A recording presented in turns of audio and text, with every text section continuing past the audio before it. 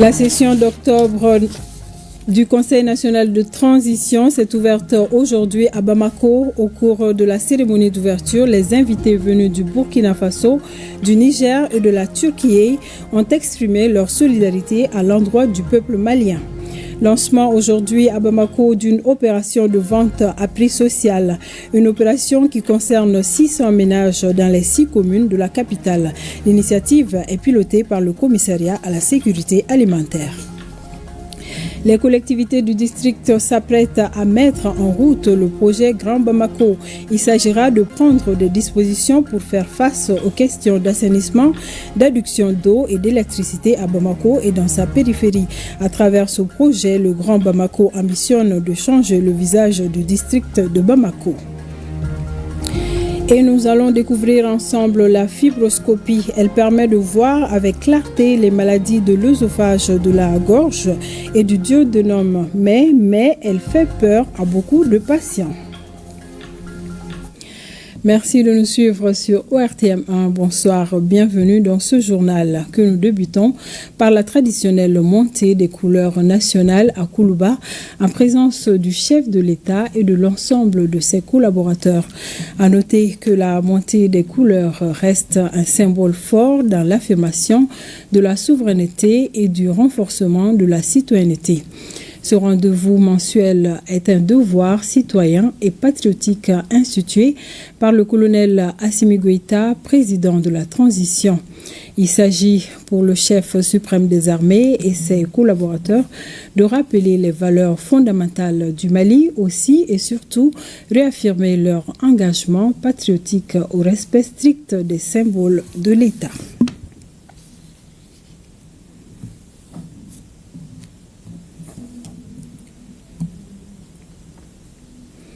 Voilà, montée des couleurs ce matin à Koulouba.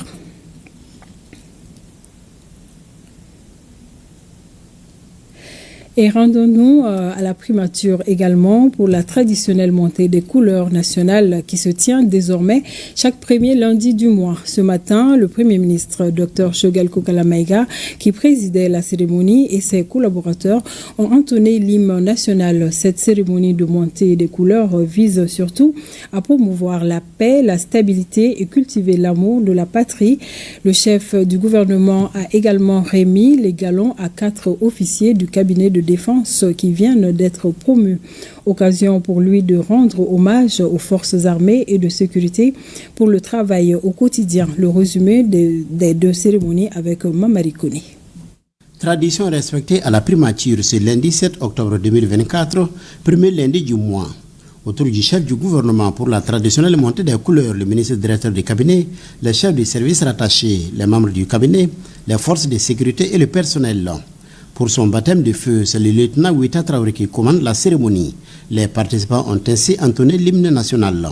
Un peuple, un but, une foi, pour une Afrique unie. Elle symbolise les questions de sécurité, de défense et de sécurité qui constituent la priorité pour les Maliens aujourd'hui. Vous aurez vu que même pendant cette cérémonie, la brigade fluviale était en train de patrouiller. Ça veut dire que les éléments des forces armées de sécurité du Mali sont à pied d'œuvre à tous les instants. Bien sûr, seule la vigilance de Dieu ne peut pas être prise à défaut. Mais dans la pratique, nous sommes fiers de nos forces armées de sécurité. La deuxième signification que je donne à cette cérémonie, comme vous voyez, toute l'administration s'est mobilisée. De la primature, c'est en quelque sorte toute l'administration d'État. C'est dire que tous les agents de l'État, à travers la primature, symboliquement, se réunissent pour rendre un hommage aux forces armées de sécurité, pour cultiver et souligner l'essence important du patriotisme. Dans l'action que nous menons, l'un des sentiments qui doit habiter à tout moment tout Malien, quel que soit là où il se trouve, c'est le sens du patriotisme et de la reconnaissance de l'effort consenti. Donc à travers cette cérémonie, l'ensemble de l'administration malienne vient et est en train de rendre aux forces armées de sécurité vraiment toute sa reconnaissance. Après le travail bien fait, la récompense, la cérémonie est mise à profit par le Premier ministre pour remettre les galons à 4 officiers du cabinet de défense de la primature qui viennent d'être promus au grade supérieur. Il s'agit d'un commandant, de 2 capitaines et d'un lieutenant. Je crois que ces officiers, à l'instar de tous ceux qui passent au grade supérieur au sein des forces armées de sécurité, incarnent d'abord leur bravoure personnelle, leur engagement pour exécuter leur mission telle que leur chef leur commande. Et deuxièmement, ça demande la reconnaissance des chefs vis-à-vis des subordonnés. C'est très important parce que l'homme se nourrit non seulement physiquement de nourriture, mais il a besoin de satisfaction morale. Institué en août 2021 par le président de la transition, le colonel Assimi Goïta, la montée des couleurs vise non seulement à entretenir une véritable cohésion au sein des services, mais aussi et surtout à promouvoir la paix, la stabilité et cultiver l'amour de la patrie. Et le Premier ministre a aussi présidé cet après-midi la réunion du comité interministériel de gestion des crises et catastrophes. Au menu, la situation des inondations à la date du 7 octobre et le point des écoles occupées. Au total, 128 écoles sont occupées par les sinistrés, 167 inondées et 256 effondrées ou endommagées. Pour mieux gérer la situation, pour une bonne rentrée scolaire, un comité restreint sera créé auprès du ministère de l'Éducation nationale en vue de faire des propositions. Nous retrouvons Mamadi Koné et Aliou Touré. De l'exposé du ministre de la Sécurité et de la Protection civile, il ressort que 4 854 personnes ont été sinistrées par les inondations du 1er au 7 octobre 2024, ce qui porte à 264 648 le nombre de sinistrés depuis le début de l'hivernage. Du 1er au 7, nous avions enregistré 7 cas d'inondation, dont un cas à Mopti, 3 à Kouligro et 3 dans le district de Bamako, 7 cas d'effondrement dans le district de Bamako, un cas de perte en vies humaines. Et pour rappel, du début de l'hivernage à ce jour 7 octobre, il a été enregistré à travers le pays 656 cas d'inondation, 8 cas de foudre, 6 cas de vent violent, 37 099 cas d'effondrement, 47 955 ménages sinistrés, touchant 264 648 personnes, dont 73 882 hommes, 73 140 femmes, et bien sûr avec 177 626 enfants. Malheureusement, nous déplorons pendant toute cette période 77 cas de perte à vies humaines et 148 blessés. Sur le plan météorologique et hydrologique, les risques d'inondation demeurent avec les activités pluvieux-orageuses en cours. Et la situation hydrologique le long des fleuves Niger et Bani est marquée par la poursuite de la montée des eaux. Et cette tendance actuelle est caractérisée par une hausse exceptionnelle due à d'importants apports d'eau des pays voisins dans les hauts bassins. Les seuils d'alerte ont été dépassés dans certaines localités comme Banankoro, Kenyuroba, Bamako, Kemasina, Beli-Kenyi, Assan, Sofara, Mopti et Diré. Les lâchers d'eau du barrage de Manantali ont commencé le jeudi 3 octobre, tandis que ceux de Sélingué se poursuivent. Plusieurs écoles dans les 26 académies d'enseignement du pays sont de nos jours occupées par les sinistrés, inondés, effondrés ou endommagés. Écoles inondées, j'ai dit qu'il y avait 167 écoles. Écoles effondrées ou endommagées, 256. Et ça concerne donc les 26 académies d'enseignement du Mali. À l'issue de la rencontre, il a été décidé de la création d'un comité restreint composé des représentants de tous les départements ministériels auprès du ministre de l'Éducation nationale pour une gestion diligente de la situation des écoles. À situation exceptionnelle, il faut des solutions exceptionnelles. C'est une opération qui nous est imposée par la nature et le président de la transition effectivement souhaiterait que le gouvernement réagisse de façon prompte pour faire face aux préoccupations des Maliens, lesquelles préoccupations sont liées à l'inondation et au plus que nous ne contrôlons pas. C'est-à-dire qu'il faut multiplier ces réunions-là pour que pratiquement chaque semaine, nous puissions avoir le point de la situation, à soumettre, si nécessaire, acquis des droits, qu'au sortir de cette réunion, que chaque département désigne un point focal qui touche toutes les régions en ce qui les concerne. Et les points focaux des différents départements vont constituer un petit comité auprès du ministre de l'Éducation nationale qui vont réfléchir sur toutes ces questions, parler avec les collectivités, les communes pour faire des propositions alternatives au gouvernement. Le chef du gouvernement a insisté sur l'implication des collectivités dans la gestion de la situation. Il est bon aussi que les collectivités, comme on dit, puissent être associées du début à la fin. On parle du fait qu'ils n'ont pas les moyens, mais la responsabilité reste.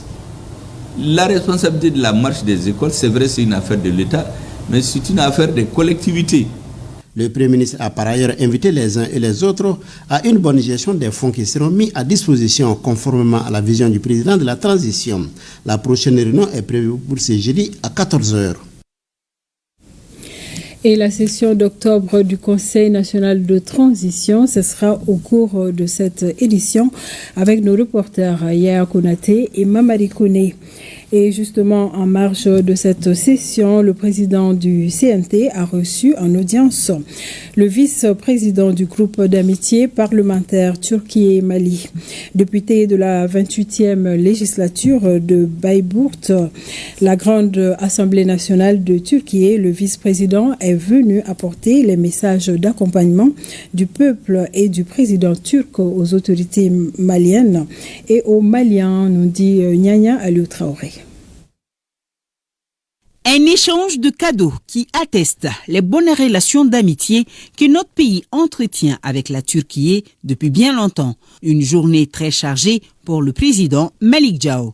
Il la débute par cette audience accordée aux représentants de la Grande Assemblée nationale de Turquie, non moins vice-président du groupe d'amitié Turquie-Mali. Honorable Ortan Atz, qui est à sa première visite au Mali, est visiblement animé d'idées novatrices permettant de consolider davantage la coopération maliano-turque. Je viens dans le cadre de l'ouverture de la session ordinaire du Conseil national de transition. Je représente le peuple turc. Je remercie le président du CNT et au nom du président Recep Tayyip Erdogan, au nom du peuple turc, en tant que président du comité de santé au niveau de l'Assemblée de la Turquie. Bien sûr qu'il y aura de l'avancée dans ce domaine et qu'une commission sera mise en place pour toutefois améliorer les relations dans ce domaine.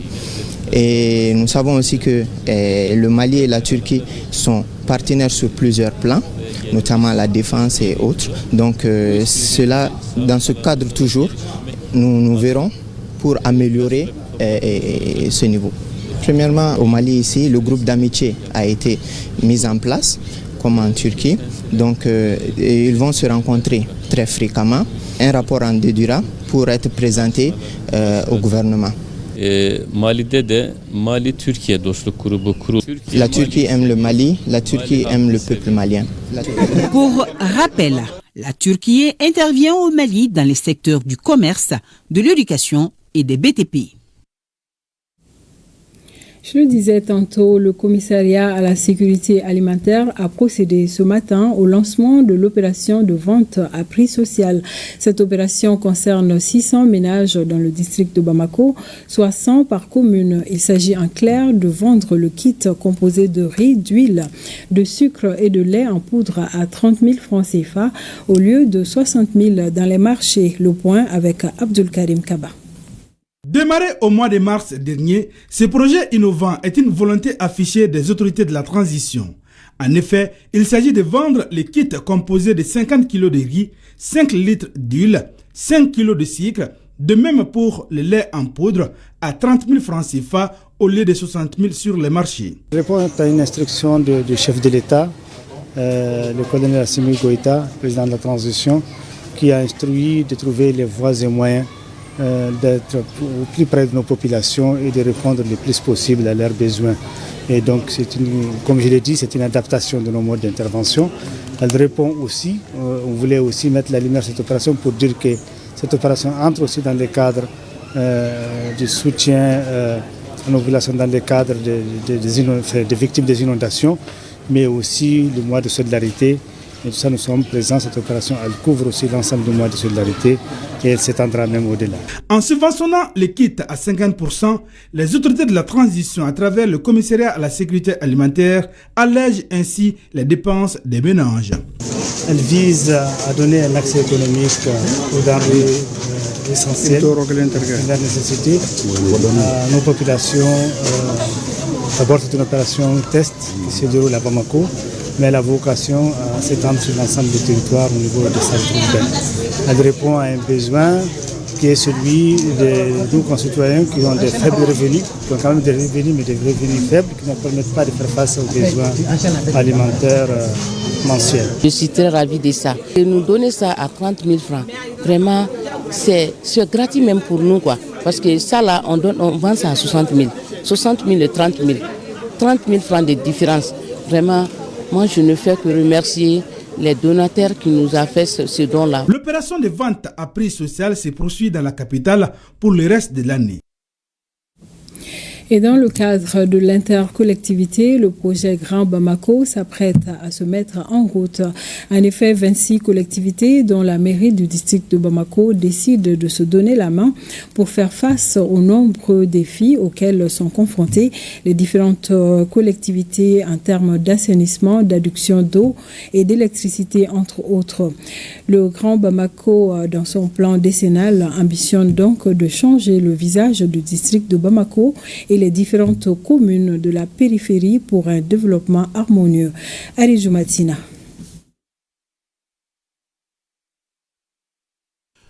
Le projet Grand Bamako, initié il y a quelques années, s'apprête à véritablement démarrer grâce à l'engagement de la délégation spéciale de la mairie du district de Bamako. Grand Bamako est une association de communes, une intercollectivité qui regroupe 26 collectivités, à savoir la mairie du district de Bamako, les 6 communes de Bamako et 19 communes périurbaines. Les différentes collectivités décident de mutualiser leurs moyens et efforts pour donner un nouveau visage à Bamako. Dans le cadre de l'intercollectivité, faire en sorte que les localités qui se trouvent dans la périphérie de Bamako et dont les populations sont tous les jours à Bamako, comment faire pour créer un pont entre ces localités où on produit et les localités où on consomme et qu'on transforme, notamment ici, la capitale. Il est vrai que depuis 2018, sinon avant, l'idée a été lancée, mais ça a mis du temps pour beaucoup de raisons. Et nous avons conclu que c'est une organisation qui mérite d'être soutenue, accompagnée et aidée. Et là, nous nous sommes engagés à leur côté. Avec une population de plus de 5 millions d'habitants, le Grand Bamako couvre une superficie de plus de 700 000 km².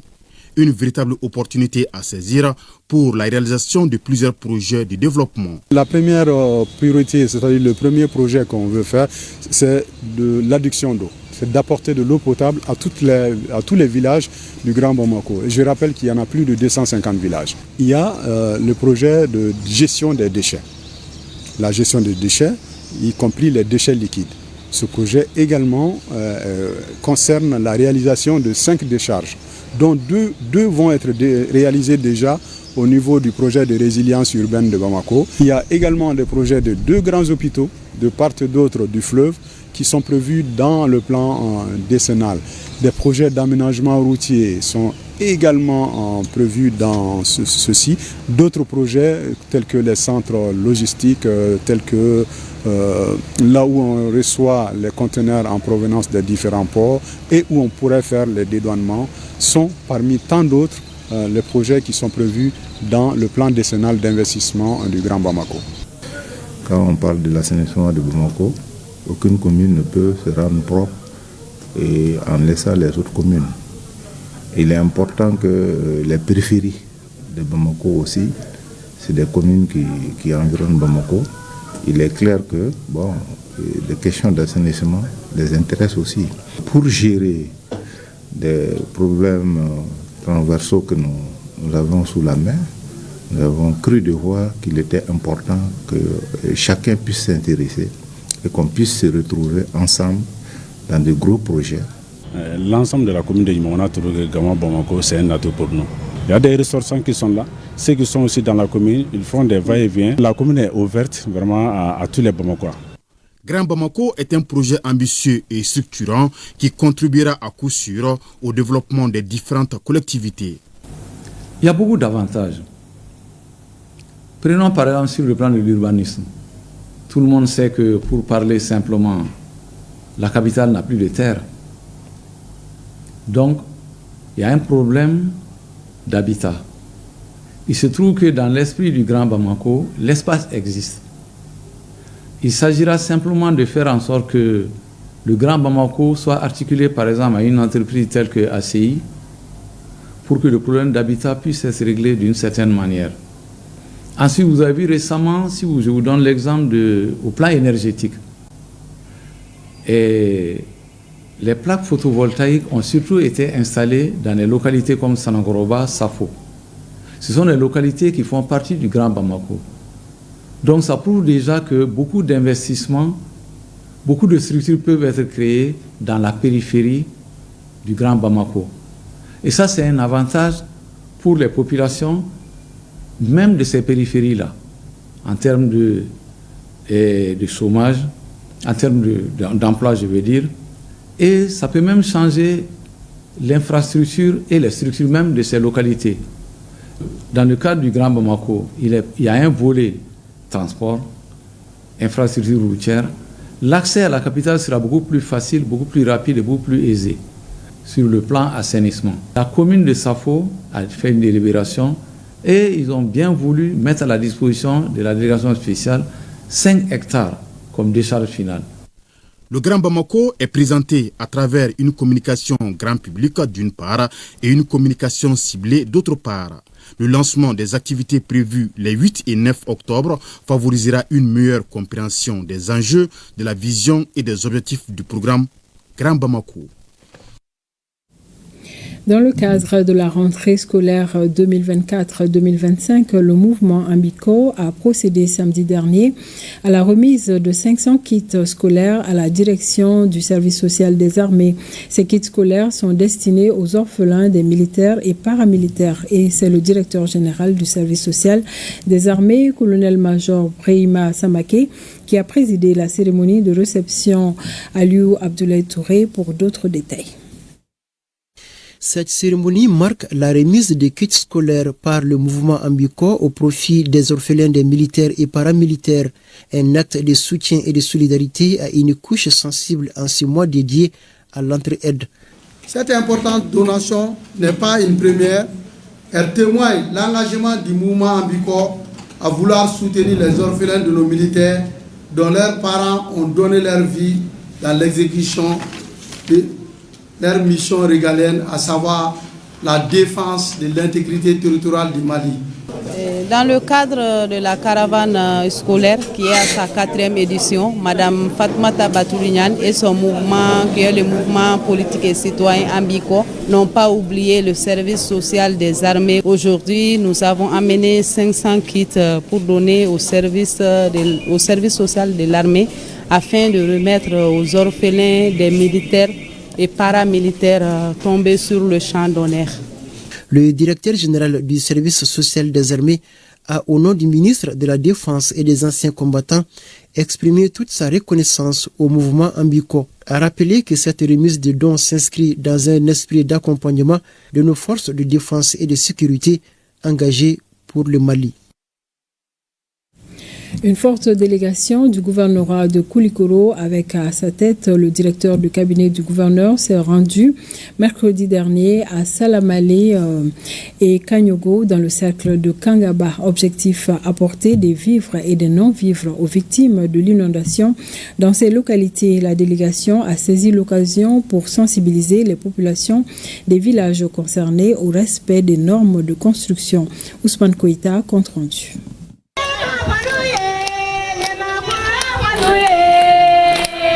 Les villages de Salamale et de Kanyogo dans le sac de Kangaba, victimes de l'inondation, ont reçu le mercredi 2 octobre 2024 la visite du cabinet du gouvernement de Koulikoro. Il s'agit à travers cette mission d'apporter le soutien des plus hautes autorités du Mali aux populations. Cette initiative est une vertu cardinale de notre pays qui est basée sur l'entraide et la solidarité. Ce geste des autorités du Mali a été apprécié par les bénéficiaires. Nous sommes très contents d'avoir nos autorités à nos côtés en ces moments difficiles. Nous avons perdu tous nos biens lors de l'inondation. Nous nous remettons à la volonté du bon Dieu. Votre soutien nous réconforte vraiment. Malgré les difficultés qui traversent notre pays, nos autorités viennent de nous montrer encore une fois de plus qu'elles pensent à tous les enfants du Mali. Ce geste nous va droit au cœur. Nous les remercions pour tout ce qu'elles font pour la population. Le don apporté par la délégation de Koulikoro est composé de vivres et de non-vivres. La valeur du don est estimée à plus de 17 millions de francs CFA. Cette assistance vient s'ajouter aux appuis effectués par le gouverneur, le colonel Lamine Kapoli Sanogo à Nouga. Après Nouga, où le gouverneur était présent, a remis des vivres et non-vivres d'une valeur d'à peu près 6 millions. Il nous a encore dépêché suite aux inondations survenues pour venir faire la même assistance dont la valeur s'élève à plus de 17 millions. Cela dit, le message, c'est encore la solidarité. Dans ces localités, les écoles occupées par des sinistrés ont été libérées grâce aux efforts du gouverneur et du comité de gestion des crises et des catastrophes de Koulikoro. Dans le même registre, la protection civile de Kidal lance une vaste opération d'assistance aux populations de la 8e région, une région confrontée à des catastrophes naturelles. Plus de précisions avec Sidi El Medi Aga Albaka. Aux environs de 3h du matin jusqu'à 5h30, il y a une forte pluie sur la ville de Kidal et son environnement. À Kidal, les hommes du feu, fidèles à leur devise « Sauver ou périr », sont sur la première ligne après chaque pluie face aux incendies, aux accidents et même aux inondations pour non seulement faciliter la traversée des oueds, mais aussi installer une ceinture de sécurité pour éviter les débordements. Ce qui fait que l'oued qui traverse la ville s'est débordé et la protection civile, dans sa mission de protection des personnes et de leurs biens, nous avons déployé les personnels le long de l'oued pour faire la surveillance et aussi au point de passage des populations pour assurer la surveillance et faciliter le passage des véhicules, des motos et des piétons. Par cette assistance quotidienne aux couches les plus vulnérables, la protection civile de Kidal imprime sa marque. Nous n'avons pas de mots pour leur dire merci. Ils nous rendent la vie facile. Ils sont très disponibles et très courtois. Merci. Nous avons traversé grâce à eux et en parfaite sécurité. Constamment engagés sur plusieurs fronts, les hommes du colonel Mariko redonnent le sourire aux citoyens maliens de Kidal. Plus de 90 millions de francs CFA, c'est le montant investi par l'USAID dans le cadre des activités de Sougouyiriwa. La somme servira à acheter des équipements et petits matériels de transformation agroalimentaire au profit de 36 unités de production dans les régions de Mopti et Tombouctou. La cérémonie de remise s'est déroulée au terrain Gangal de Mopti. Notre reporter Boubacar Sangaré était présent. Accroître la productivité et renforcer l'autonomisation des femmes transformatrices de la zone du Delta, c'est l'objectif visé par cette remise d'équipements et de petits matériels de transformation agroalimentaire à 36 unités de production, dont 23 dans la région de Mopti et 13 dans la région de Tombouctou. Cette occasion est propice pour vous féliciter de la confiance que vous avez reçue, tout en vous sensibilisant sur l'utilisation efficace de ces ressources afin d'optimiser leur impact sur la productivité locale. Pour plus de 90 millions de francs CFA, ces équipements et petits matériels sont composés entre autres de moulins multifonctionnels, de décortiqueuses, de panneaux solaires avec batterie, de frigos et de séchoirs. Nous sommes très satisfaits de cette remise, surtout qu'elle se tient pendant le mois de la solidarité. Ces matériels vont contribuer à une sécurité alimentaire et nutritionnelle renforcée dans notre région. Nous avions sollicité ces équipements pendant la formation et Sougou Iriwa vient de répondre favorablement à notre demande. Nous le remercions pour ce geste. Pour les autorités administratives, ces équipements sont bien plus que de simples outils. C'est aussi un engagement collectif afin de bâtir un avenir meilleur pour nos femmes transformatrices. Elle offre eu égard à cette opportunité de renforcer les liens entre la collectivité locale, les bénéficiaires et les partenaires du projet. Cette remise d'équipements et de petits matériels de transformation agroalimentaire aux unités de production de la zone du Delta entre dans le cadre du programme Fit the Future Sougou Iriwa, un programme financé par l'USAID et exécuté par le consortium CARE, Amassa Afrique Verte et Amprout Sahel. Et en troisième région, la prise en compte des femmes, des jeunes et des personnes vivant avec handicap dans les actions de développement est l'une des préoccupations évoquées par le groupement de femmes et de jeunes du cercle de Kajolo. C'était ce jeudi au cours du forum régional du PESAF, programme spécial d'aide aux associations et fondations. Un forum organisé par le COFEM, collectif des femmes du Mali. Compte rendu Moustapha Doumbia. L'objectif de ce forum est de renforcer les capacités des organisations membres de la plateforme de contrôle citoyen de l'action publique. Il se tient après 2 rencontres avec ces organisations sur le paiement des taxes, la citoyenneté et d'autres thématiques en lien avec le développement. C'est une initiative du COFEM, collectif des femmes du Mali. La finalité de ce forum est que vraiment les populations de Kajolo s'engagent vraiment à accompagner les autorités pour un développement fiable du cercle de Kajolo. Au cours des échanges, les groupements de femmes et de jeunes ont mis l'accent sur leur prise en compte dans les actions de développement ainsi que celle des personnes vivant avec handicap. La formation des jeunes et l'assainissement ont été aussi évoqués. Des préoccupations bien notées par le représentant du programme spécial d'aide aux associations et fondations qui appuie financièrement le COFEM. Au regard des doléances et des recommandations formulées, nous pensons que également au niveau des Kajolo, il doit y avoir fondamentalement un cadre de dialogue et d'échange, de partenariat et de renforcement des relations entre divers acteurs, notamment les organisations sociales civiles, les institutions, mais surtout dans le cadre également de la sécurité. Nous allons également passer en flash la prise des cartes biométriques, ce qui constitue aujourd'hui un élément fondamental de reconnaissance juridique de notre existence. C'est une très bonne initiative. Ça nous a montré que les femmes de Kajolo ont très bien compris l'initiative vraiment du PESAF. Donc nous sommes très contents. La tenue de ce forum est saluée par le premier adjoint au maire de la commune de Kajolo, eu égard à l'importance des sujets évoqués. Et nous allons pouvoir parler à présent de l'ouverture cet après-midi au CICB de la session d'octobre du Conseil national de transition. La session est essentiellement budgétaire. Elle aura à examiner la loi des finances, mais aussi une trentaine de textes de loi de première importance pour la vie de la nation. La cérémonie d'ouverture a enregistré la présence du Premier ministre, des membres du gouvernement, mais aussi des représentants des autres pays membres de l'AES et de Turquie. Dans son discours d'ouverture, le président du CNT a largement évoqué le combat des pays membres de l'AES ainsi que plusieurs questions d'actualité. Des précisions avec Yaya Konaté.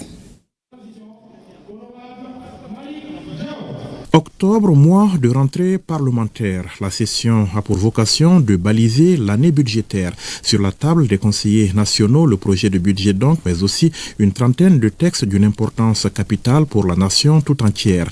L'instant est solennel avec la présence au CNT du chef du gouvernement et des membres de son équipe, mais aussi pour l'occasion des représentants de pays amis comme la Turquie, mais aussi les voisins burkinabés et nigériens qui constituent avec le Mali l'Alliance des États du Sahel. Des pays qui partagent le même destin, une présence symbolique forte aux yeux du colonel Malik Diao. Notre credo commun est de continuer les luttes d'émancipation, de libération nationale, la sauvegarde de nos valeurs politiques, économiques, sociales et culturelles. Nous sommes des hommes dans le vent allant de l'avant, prêts au sacrifice le plus ultime. Nous sommes mus par des idéaux de liberté, d'espoir, de développement. Nous ne faillerons point à notre mission, combien sacrée, voire sacerdotale. La création de l'AES pour le président du CNT répond à une nécessité historique. Et si le 6 juillet dernier, les chefs d'État des 3 pays réunis à Niamey ont décidé de la création d'une confédération, l'adoption de ce traité a été accueillie avec enthousiasme, dit-il, par les populations de l'espace, malgré le contexte hostile qui suscite des interrogations. Mesdames et messieurs, pourquoi l'AES fait trembler? Pourquoi l'AES fait peur au pseudo-panafricanisme au service de l'impérialisme?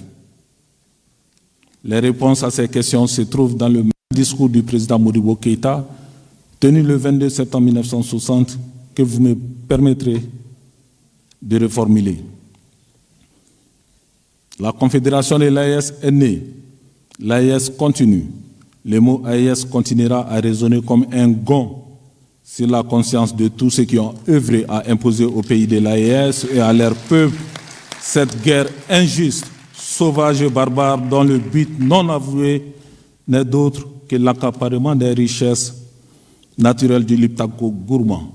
L'occasion pour le président du CNT de saluer la coopération avec des pays comme la Chine, la Turquie et la Russie qui partagent avec le Mali des principes de non-ingérence et de non-instrumentalisation de la question des droits de l'homme. Occasion également de réitérer une condamnation ferme de l'attitude de l'Ukraine à la suite des événements de Tinzaouaten tout en affichant le soutien du CNT aux décisions prises par le gouvernement.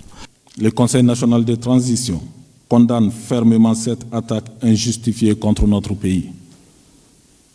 Nous soutenons toutes les mesures adoptées par le gouvernement contre les agissements des autorités ukrainiennes. Nous sommes également en total accord avec la décision du gouvernement qui a demandé à l'ambassadeur de Suède le 9 août 2024 de quitter notre pays dans les 72 heures suite aux propos hostiles de son gouvernement. C'est le lieu de saluer la réaction prompte et diligente de l'ensemble des autorités de la Confédération des États du Sahel face à cette implication inacceptable des autorités ukrainiennes et de leurs alliés dans les affaires internes de notre confédération en général et de notre pays en particulier.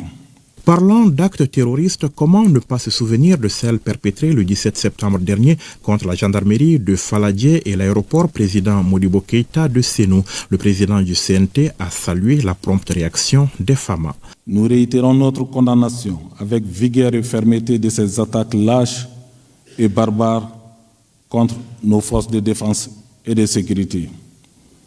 L'objectif de ces attaques perfides et lâche à l'approche du 64e anniversaire de notre indépendance était de terroriser nos populations, instaurer la peur face à notre peuple déterminé.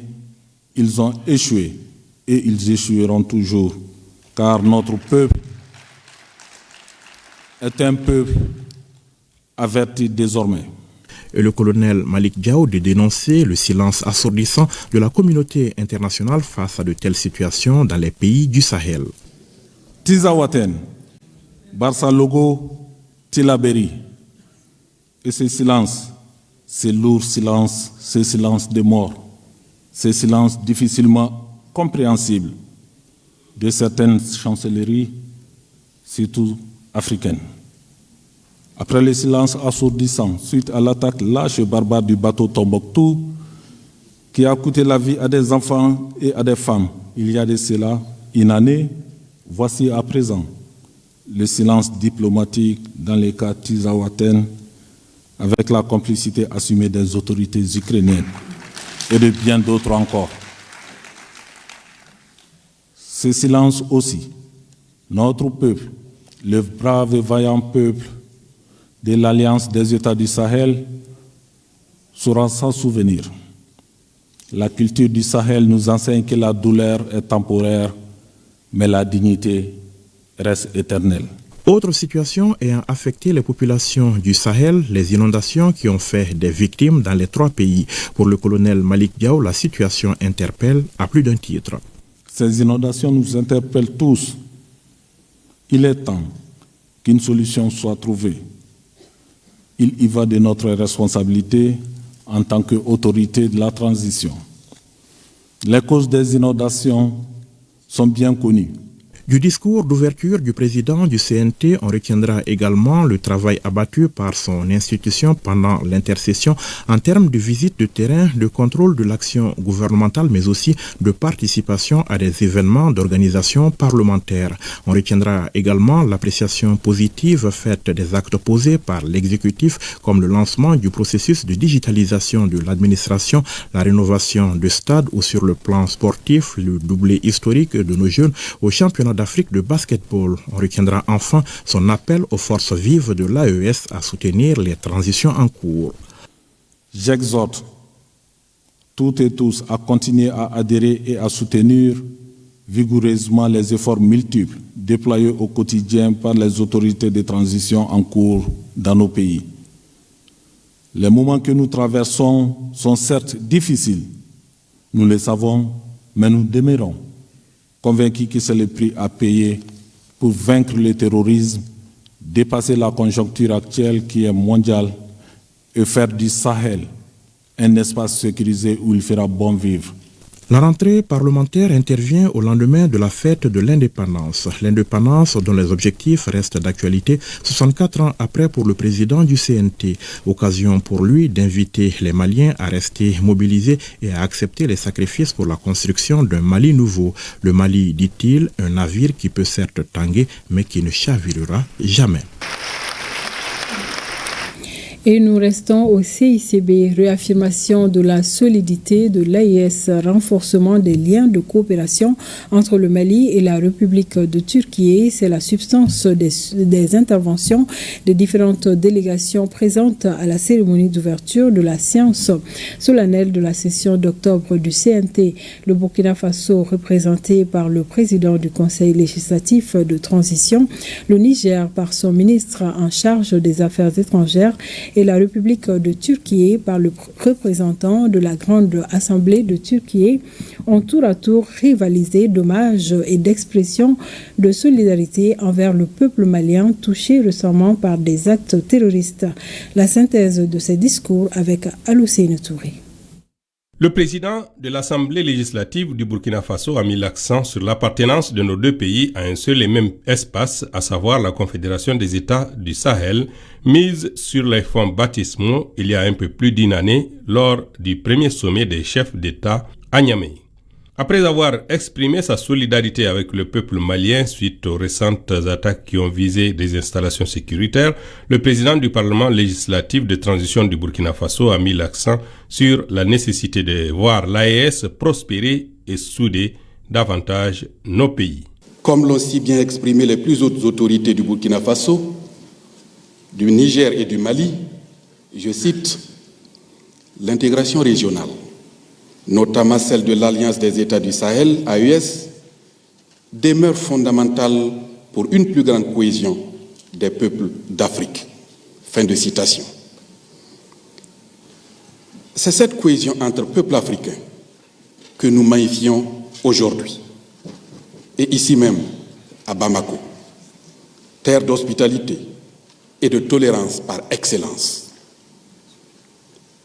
Par cette noble action, je puis vous assurer que nous contribuons de façon effective et significative à l'avancée de l'intégration dans l'espace de la Confédération de l'AES, seul gage de notre développement. Chers frères, mesdames et messieurs, l'histoire nous a appris que c'est dans le dialogue que les nations trouvent toujours les réponses durables aux défis du monde. Aujourd'hui, plus que jamais, la coopération et l'écoute mutuelle sont nécessaires pour la stabilité régionale, la croissance économique et la justice sociale. Nous devons agir ensemble, car, comme le disait si bien Nelson Mandela, aucun de nous, en agissant seul, ne peut atteindre le succès. C'est dans ce même registre que poursuivra le représentant du Niger, Bakari Yaou Sangaré, a donné des gages de poursuite et de renforcement de cette entité commune. L'objectif principal de notre alliance est de promouvoir une approche commune de nos trois pays face aux défis sécuritaires, notamment le terrorisme sponsorisé par les pays occidentaux qui a sérieusement affecté les vaillants peuples du Sahel, dont je salue ici la résilience. Cet outil exemplaire d'intégration de nos trois pays a permis à nos forces de défense et de sécurité d'entreprendre conformément aux dispositions pertinentes de la charte du Liptako-Gourma des actions conjointes dont les résultats sont aujourd'hui palpables. Parmi ces réalisations, je peux citer la réduction de l'insécurité dans plusieurs zones autrefois contrôlées par les groupes terroristes, le retour de l'administration publique, les services connexes et des populations des villes et villages libérés. Le représentant de la République de Turquie et grand ami du Mali a pour sa part annoncé la volonté de son pays de voir renforcer et diversifier la coopération entre nos deux pays. Cette session inaugurale a véritablement été un succès politique pour le Mali et la Confédération des États du Sahel. Elle symbolise l'accroissement du capital sympathie de notre pays engagé dans une dynamique de diversification de ses partenaires. Direction à présent Tombouctou, la cité des 333 saints s'enrichit d'une nouvelle perle. Il s'agit du mémorial Loha ou l'ardoise coranique, un monument géant d'une hauteur de 7 mètres. Il est le fruit de la coopération entre le Fonds au profit des victimes de 2012 et le gouvernement du Mali. L'inauguration de ce joyau s'est déroulée en présence des hommes de culture, les légitimités traditionnelles et religieuses partenaires de mise en œuvre ainsi que les services sociaux de base de la région Yéatandina. Reportage. Louha pour certains, Loha pour d'autres. Autrement dit, l'ardoise coranique est utilisée par les apprenants à l'école coranique à Tombouctou. C'est cette symbolique qui a été érigée en mémorial pour magnifier la résilience des communautés victimes de la crise sécuritaire de 2012. Suite au verdict de la CPI dans l'affaire El Faki, le Fonds au profit des victimes a initié en partenariat avec le gouvernement du Mali le programme de réparation collective pour préjudice moral à Tombouctou. La mise en œuvre de ce programme est assurée par le Centre de formation de gouvernance et de recherche Action pour le développement CEFOGRAD.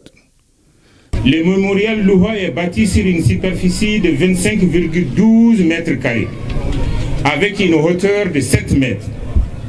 Il comprend 4 pieds de soutien en béton armé et 3 planchettes ou ardoises coraniques.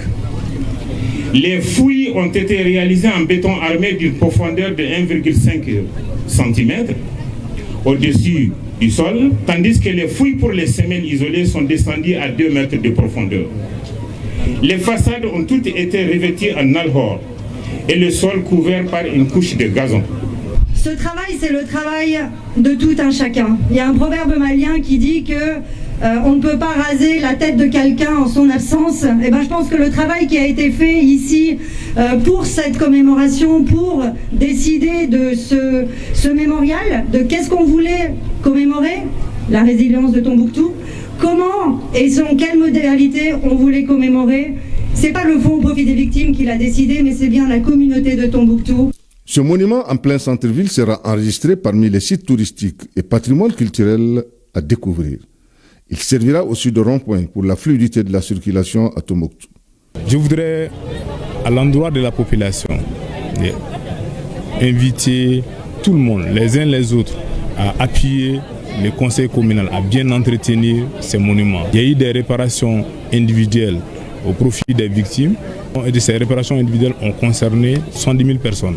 Et ce matin, c'est les réparations collectives qui sont là. Le mémorial Louha, fruit de la réparation collective, va compléter désormais à 4 les monuments en hauteur dans la cité mystérieuse. Il s'agit du monument Al-Farouk, celui de la flamme de la paix et le monument des martyrs. Et dans la ville jumelle de Tombouctou, en marge de la célébration du Maouloud, la famille Sonfo de Djéné a organisé sa traditionnelle ziara. À travers cette activité, les fidèles musulmans prient pour la paix et la stabilité au Mali, le rayonnement de Djéné et l'entente entre les musulmans. Au-delà de cette ziara, Djéné prie régulièrement pour la stabilité du pays. C'est ce que nous dit Cheikh Oumar Sangaré. Djenné est une ville au rayonnement culturel islamique inestimable. Elle réaffirme son soutien au Mali et aux autorités de la transition à travers la présente ziara. Le regroupement est organisé par la famille maraboutique Sonfo avec comme temps fort des lectures coraniques et séances de bénédiction. Ainsi, les descendants de Zacharia, un des premiers érudits de Djenné, renouent avec une vieille pratique familiale. Donc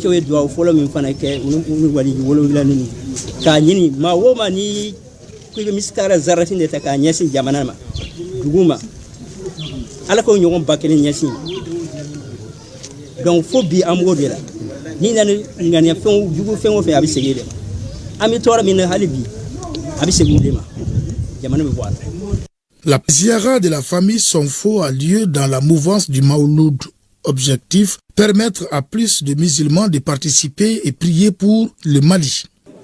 Kamini fitna indaminana kana sed odobe bima misiri bayara kono juma wo juma mami mbiseli jene misiri kono adoga yale ma wafila me juma wo juma do awu bika jamana jene banyina jamana ko. Les participants aux ziyaras de la famille Sonfo de Djenné viennent d'un peu partout au Mali et même de certains pays voisins. Nous disons Amin et parlons à présent santé. Nous allons découvrir ensemble la fibroscopie. Elle permet de voir avec clarté les maladies de l'œsophage, de la gorge et du duodénum. Mais elle fait peur à beaucoup de patients. Focus Santé, c'est une réalisation de Koumba Sissé. La fibroscopie donne envie de vomir. Cette sensation très désagréable fait peur à bon nombre de patients. C'est pourquoi il y a beaucoup de résistance face à cet examen qui permet de visionner les circuits digestifs pour voir la présence d'une quelconque anomalie. Et pourtant, aujourd'hui, avec le développement de la technologie, la fibroscopie est plus facile et rapide. Fibroscopie, c'est un examen endoscopique, c'est-à-dire un examen qui permet de voir l'intérieur d'un organe. Donc, c'est un examen utilisé pour explorer, pour évaluer les maladies au niveau du tube digestif haut. Surtout les pathologies de l'œsophage, les pathologies de l'estomac et les pathologies du début de l'intestin grêle appelé le duodénum. Dans la population même, on se fait peur entre nous. Souvent, on voit des malades qui sont là, eux-mêmes, ils ont peur dans la tête que ça fait mal. Normalement, ça fait pas mal. C'est une ampoule, c'est une lumière. Ça ne brûle pas, ça ne pique pas. Mais le gros problème de la fibroscopie, c'est que c'est désagréable parce que ça donne envie de vomir. La fibroscopie se fait à l'aide d'un tube en plastique qui est connecté à un écran pour bien voir l'œsophage jusqu'au duodénum. Ça se fait avec ce tube-là. Ce tube-là est connecté à... Il y a une caméra ici avec une lampe lumineuse qui permet de voir l'intérieur comme vous voyez ma main. Donc cette caméra est attachée, est liée à un écran. L'écran, ça nous permet de voir. Donc ce tube-là, on introduit à travers la bouche. On rentre dans la bouche, on passe par la gorge, on descend, on voit l'œsophage. Après l'œsophage, on voit l'estomac. Après l'estomac, on voit le début de l'intestin qu'on appelle le duodénum. La pénétration, le plus souvent, c'est facile, sauf s'il y a un obstacle ou bien s'il y a un rétrécissement d'un segment. S'il y a un rétrécissement, là, c'est difficile de passer. Pour faire cet examen, l'estomac du patient doit être vide. Cela permet de bien poser le diagnostic. Il peut se faire sous anesthésie ou sans anesthésie. Quand on rentre, c'est pour voir l'estomac.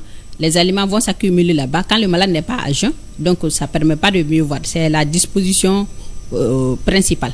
On met un gel anesthésiant qui essaye d'anesthésier un peu la gorge, de diminuer un peu le réflexe de nos yeux, c'est-à-dire l'envie de vomir. Voici le produit, la vaseline visqueuse. On met ça dans la gorge, le patient racle un peu, la gorge avec, et puis on passe. La durée, ça dépend de la pathologie qu'on voit. Parce qu'il y a certaines pathologies qui demandent plus d'exploration. Il y a des pathologies où en faisant la fibroscopie, on sera obligé de faire des prélèvements. Majoritairement, on fait sans anesthésie, mais on peut faire sous anesthésie, il n'y a pas de problème. Des effets secondaires, certains malades nous rapportent une irritation de la gorge, mais après ça va passer. C'est un examen comme les autres, et puis c'est le seul examen qui permet de voir avec exactitude le tube digestif. Après la fibroscopie, qui ne dure que quelques minutes, le patient peut vaquer à ses occupations. Et l'état-major général des armées informe l'opinion que les attaques terroristes lancées contre le poste de sécurité de Ber et les tirs d'obus sur Tombouctou dans l'après-midi du dimanche 6 octobre 2024 ont été repoussés par les FAMA. Des précisions avec Abdoulaye Sako.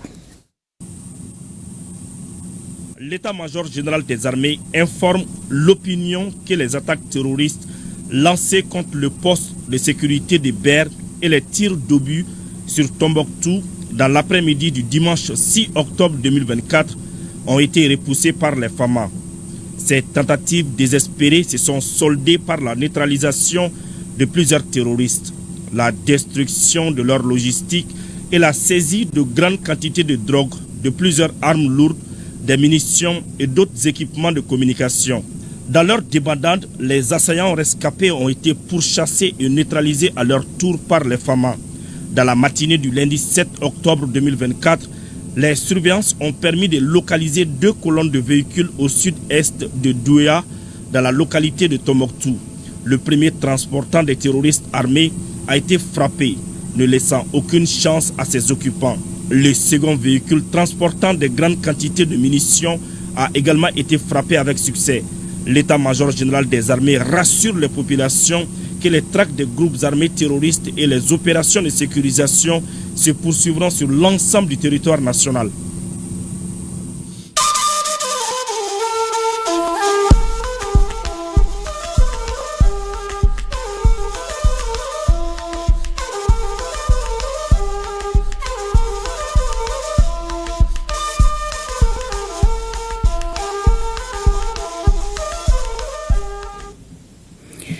Actualité AES en marge des journées économiques du Burkina Faso prévues à Moscou. Le Premier ministre est arrivé dans la capitale russe dans la nuit d'hier à aujourd'hui.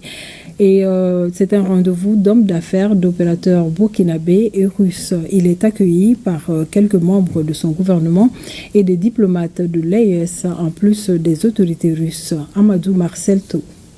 Excellence docteur Apollinaire Joachimson de Tambela. Le Premier ministre, le chef du gouvernement burkinabé à Moscou en Fédération de Russie, accueilli par une délégation conduite par les ministres en charge du commerce, des infrastructures et celui des mines et des autorités russes. Apollinaire Joachimson Kelem de Tambela reçoit aussi les civilités des délégations des autres pays membres de l'Alliance des États du Sahel. L'AES, mais aussi des pays comme le Tchad, le Kenya, la Sierra Leone, la Guinée ou encore la Belgique. Venu pour présider les journées économiques du Burkina Faso, aussitôt arrivé, le Premier ministre se prête déjà à une série d'entretiens, dont celui avec la Chambre de commerce russe. Séance tenante des questions relatives à l'entrepreneuriat, à la formation professionnelle et aux accords commerciaux sont soulevées pour renforcer la coopération entre les deux pays. 8e du genre, les journées économiques du Burkina Faso se tiennent ici à Moscou pour la première fois. Il est attendu une 60aine d'opérateurs économiques du Burkina Faso et une 100aine de partenaires russes pour cette édition 2024. La chancellerie du Burkina Faso au Mali a organisé une cérémonie de levée de couleur ce mercredi 2 octobre, une cérémonie qui entre dans le cadre de la célébration de la deuxième phase des Journées nationales d'engagement patriotique et de participation citoyenne 2024. Une deuxième phase prévue du 2 au 16 octobre. Bokari Koulibaly. Le gouvernement du Burkina Faso a institué les journées nationales d'engagement patriotique et de participation citoyenne. Chaque année, elles se tiennent en 2 phases sur une période de 15 jours chacune. La première phase pour cette année a eu lieu du 26 mars au 10 avril 2024 et la seconde phase se tient du 2 au 16 octobre 2024 avec comme activité la montée des couleurs nationales suivie du message du chef de l'État lu par Madame l'ambassadeur du Burkina Faso au Mali. Les événements douloureux que nous avons vécus ces derniers mois dans notre pays portent la marque des traites. Cela nous rappelle les événements dramatiques du 15 octobre 1987 qui ont causé la mort du président Isidore Noël Sankara et interrompu l'élan révolutionnaire de 1983. C'est une illustration parfaite de la trahison. Pour construire une nation burkinabé forte et souveraine, il faut toujours avoir l'esprit de patriotisme et de mobiliser les masses populaires à chaque instant. Du personnel de l'ambassade aux présidents d'associations, parents et burkinabés lambda ont marqué leur présence à cette cérémonie de lancement de ces journées. Prions Dieu que cette initiative soit vraiment meilleure pour le Burkina. Quelqu'un d'autre ne va pas venir vraiment nettoyer le pays là pour nous. On n'a qu'à se donner la main pour bâtir notre patrie qui est le Burkina Faso. Les personnes qui sont en mesure de faire quelque chose et que c'est vraiment l'occasion. C'est vraiment l'occasion de nous faire manifester de la solidarité envers le prochain. Ceux qui ne sont pas en mesure de s'en sortir tout seuls aujourd'hui ont besoin réellement de ça. Ces journées sont une occasion pour le chef de l'État, le capitaine Ibrahim Traoré, de solliciter des collectes de dons en faveur des personnes déplacées internes, le Fonds de soutien patriotique et l'opération Manamana, entre autres. J'invite chaque Burkinabé, de l'intérieur comme de l'extérieur, à exprimer véritablement son appartenance à la mère patrie par des actions concrètes. Ceux qui aiment leur cadre de vie le gardent toujours propre. Et ceux qui aiment le Burkina Faso doivent le garder propre. En rappel, cette initiative vise à consolider les bases de la nation burkinabé, à raffermir la cohésion sociale et le vivre ensemble par la promotion des valeurs patriotiques pour un Burkina meilleur.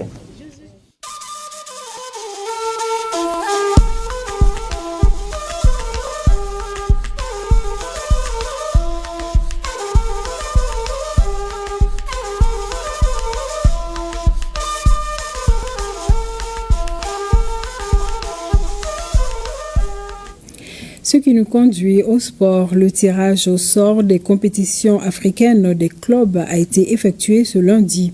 Le Djoliba AC en Ligue des Champions et le Stade Malien en Coupe de la Confédération sont désormais fixés sur leurs adversaires respectifs. Nos clubs sont-ils bien lotis? Plein phare sur ce tirage avec Siragatou Sissé. Le Djoliba AC en Ligue des Champions a hérité du groupe D aux côtés de l'Espérance sportive de la Tunisie, de Pyramide FC d'Égypte et de Sagrada Esperança d'Angola. Ces 3 adversaires sont tous des habitués de la scène africaine. Tête de série, l'Espérance a déjà 4 Ligues des Champions à son actif. La dernière date de 2019. Pyramide FC, fondée seulement en 2008, reste sur une finale de Coupe de la Confédération perdue en 2020. Ce club est constitué en majorité de joueurs égyptiens renforcés par des étrangers, dont l'international burkinabé Blati Touré. Sagrada Esperança d'Angola connaît les 2 compétitions africaines des clubs. Fondé en 1976, il n'a pas de palmarès sur la scène continentale. Le Djoliba AC du technicien Demba Mamadou Traoré débute cette campagne allée à Tunis chez l'Espérance sportive de Tunisie le 26 novembre, reçoit doublement à Bamako Pyramide FC le 6 décembre et Sagrada Esperança le 13 décembre. Le Stade Malien de Bamako en Coupe de la Confédération est dans le groupe B avec la Renaissance sportive de Berkane du Maroc, Stellenbosch FC d'Afrique du Sud et le club Desportivo Luanda Sul d'Angola. Les Blancs retrouvent les Marocains comme l'année dernière en phase de groupe. Ce choc entre 2 anciens vainqueurs de la Coupe de la Confédération sera attendu. Le Stade Malien de Bamako l'avait remporté en 2009, la Renaissance de Berkane 2 fois en 2020 et 2022. Les Sud-Africains de Stellenbosch FC découvrent cette épreuve pour la première fois. Fondé en 2016, Stellenbosch est un jeune club aux dents longues. Les Angolais du club Desportivo Luanda Sul célèbrent encore leur première participation en phase de poule de la Coupe de la Confédération. L'appétit vient en mangeant. Fondé en 1976 et disputant la première division angolaise lors de la saison 2021-2022, Desportivo Luanda Sul est déjà heureux de figurer dans la cour des grands. Le Stade malien de Bamako du technicien Mamoutou Kane Mourle commence cette phase de groupe le 28 novembre à Bamako face à Stellenbosch avant d'enchaîner 2 déplacements le 8 décembre en Angola face à CD Luanda Sul et le 15 décembre au Maroc pour défier la renaissance sportive de Berkane. Merci Siragatou et l'émission Score à suivre tout à l'heure après ce journal avec Ousmane Dao qui aura comme invité Demba Traoré, entraîneur du Djoliba AC et Mamoutou Kane, entraîneur du Stade malien de Bamako. Et avant de nous quitter, le ministre des Transports et des Infrastructures informe l'opinion publique qu'un accident grave de la circulation routière est survenu ce lundi 7 octobre 2024 aux environs de 10 heures dans le village de Laminabougou, situé à environ 3 km de la commune rurale de Tengolé dans le cercle de Fana sur la route nationale numéro 6. L'accident résulte de la collision entre un car de la compagnie Air Zana Transport qui partait de Fana pour Bamako et un autre de la société Daotrans circulant dans le sens inverse. Le bilan provisoire fait état de 8 tués, 19 blessés graves. L'accident a en outre causé des dégâts matériels importants. Toutes les victimes ont été transportées au centre de santé de référence de Fana par les agents de la protection civile.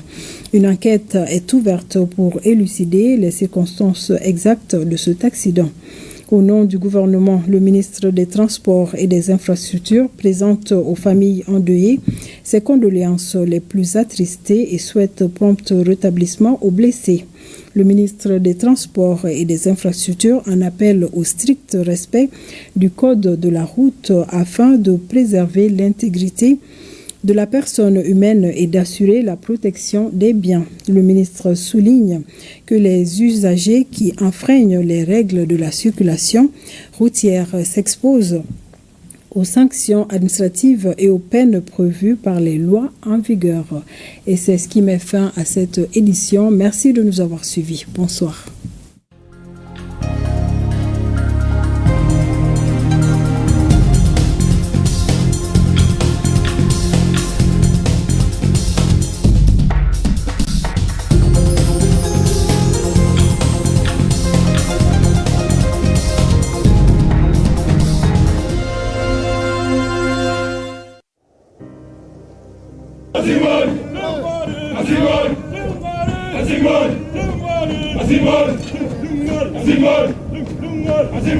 Nous laissons derrière nous tout ce que nous avons de plus cher. Enfants, épouses, amis, pères et mères. Fièrement, nous répondons à l'appel du devoir. Pour que les déplacés et les réfugiés rentrent à la maison. Pour que nos enfants reprennent le chemin de l'école. Pour que jaillisse la lumière de la réconciliation entre les peuples, pour le Mali, pour la patrie. Cette voie, nous l'avons choisie, au prix de nos vies. Nous défendrons nos couleurs, et si nous laissons derrière nous veuves et orphelins, nous vous prions, prenez soin d'eux.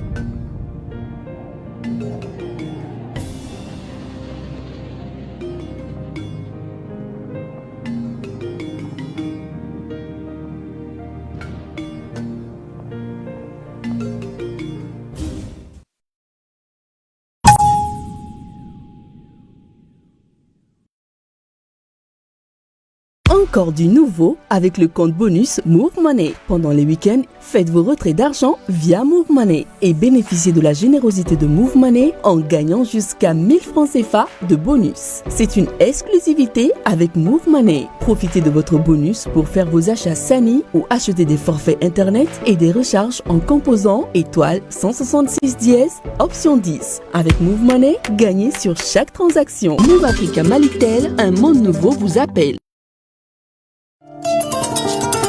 Avec Megawin, ta voiture de rêve est enfin accessible. Grâce à la Méga Tombola Megawin, deviens propriétaire d'une somptueuse voiture pour démarrer la nouvelle année en festivité. Extraordinaire, n'est-ce pas? Tente vite ta chance en envoyant WIN par SMS au 37 445 à 100 francs seulement. En attendant le gros lot, tu peux toujours gagner 300 000 francs chaque semaine. Plus tu joues, plus tu augmentes tes chances de décrocher ce prix incroyable. Offre valable jusqu'au 31 décembre. Orange est là. Centre Maridien Niaré, l'un des centres de formation professionnelle de référence au Mali. Avec un personnel qualifié, courtois et professionnel, le Centre Maridien Niaré vous propose des formations en coupe, couture, broderie, stylisme, modélisme, coiffure esthétique, maquillage et technique d'attache-foulard et les tatouages plus henné. La gamme complète de la féminité. Pour la sécurité et le plus grand bonheur des apprenants, le Centre Maridien Niaré dispose d'un internat entièrement équipé avec des matériaux de qualité supérieure. Ayant déployé ses ailes un peu partout au Mali, nous retrouvons la grande direction du Centre Maridien Niaré à Bamako, Faladje, Carrefour Igia, une de ses succursales à Bakodji-Koroni, Carrefour de l'ACI, une autre à Amdalaï, à côté du marché de Wolofobougou, une troisième à Korofina et une représentation régionale à Ségou, à côté du marché de Médine. Diplômés ou pas, les portes du Centre Maridien Niaré vous sont grandement ouvertes. La mission des responsables étant d'offrir une formation professionnelle de qualité pour tous, afin que le maximum de Maliens deviennent autonomes. N'attendez plus, contactez le 20 20 18 20 ou le 76 12 11 18 pour faire de vos rêves une réalité.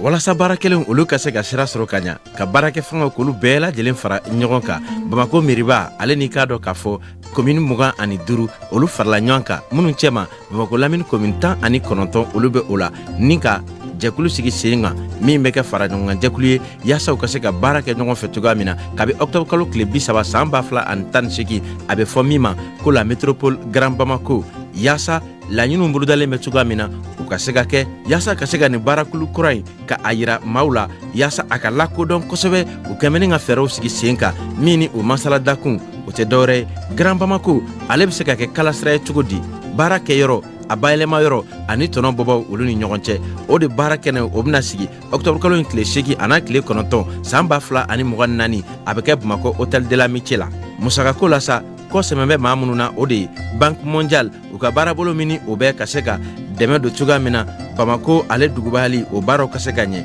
ni a bɛ wele ko projet de résilience urbaine de Bamako Piriba dakuru ɲɛ kelen baarakɛɲɔgɔnya siraw fɛ o ni Habitat o ni olu bolo bɛ ɲɔgɔn bolo jamana minnu bɛna ye a kɛnɛ kan olu de filɛ Burkina Faso, Niger, Sénégal ani Benin minisiriso min a bɛ tali kɛ olu ka baaraw la olu bɛɛ lajɛlen sen bɛna ye a la fo ka taa se marabolo koɲɛnabɔ cakɛda ɲɛmɔgɔw olu kelen-kelenw bɛɛ lajɛlen bɛna ye a kɛnɛ kan ani cakɛda minnu bɛ yen ni olu bɛ baara kɛ siraba dilanko hukumu kɔnɔna na n'a bɛ wele ko BTP ani ka fara jamana kɔnɔdenw olu tɔgɔla tɔnw kan n'a bɛ wele ko société civile nin baara belebeleba in a kɛnɛ bonya n'a karama na a ɲɛmaya o bɛɛ tan bɛ k'o di an ka jamana kɔnɔ minisiriba min ni o ɲɛsinin bɛ jamana mara cɛbɔliko ani marabolo koɲɛw bɛɛ lajɛlen ma ni ale ye gouvernement ka kumalasela ye a fɔ colonel Abdoulaye Maïga Grand Bamako n'i y'ale ko fɔ a fɔ yecogo kelen dugukolo kelen kan wa tɔnɔ caman yiriwa kuntagala ɲuman o bɛ se ka sɔrɔ cogoya min na.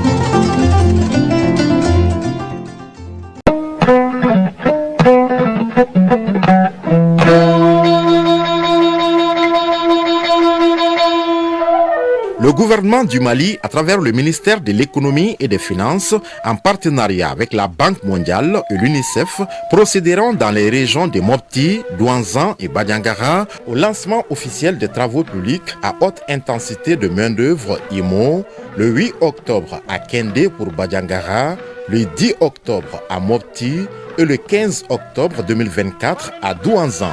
Les travaux publics IMO qui seront mis en œuvre dans ces 3 régions rentrent dans le cadre du projet de promotion de l'accès au financement de l'entrepreneuriat et de l'emploi au Mali, PAFEM, dont l'objectif vise à soutenir les efforts du gouvernement face aux défis de l'inclusion financière, du financement des micro, petites et moyennes entreprises et de la création d'activités génératrices de revenus, particulièrement au bénéfice des adolescents, des jeunes et des femmes dans les régions du Nord et Centre. Ils permettront de réduire et d'inverser les impacts négatifs de la crise humanitaire à travers la formation, la réalisation d'ouvrages collectifs, des travaux d'assainissement et de reboisement et la redistribution de revenus à la main-d'œuvre locale. Les 3 directions régionales de développement social et de l'économie solidaire des régions concernées, l'UNICEF et l'ONG APIDEV, invitent les populations et les acteurs du développement local à participer à ces importants événements, démarrage des activités IMO placées sous la haute présidence des gouverneurs des régions.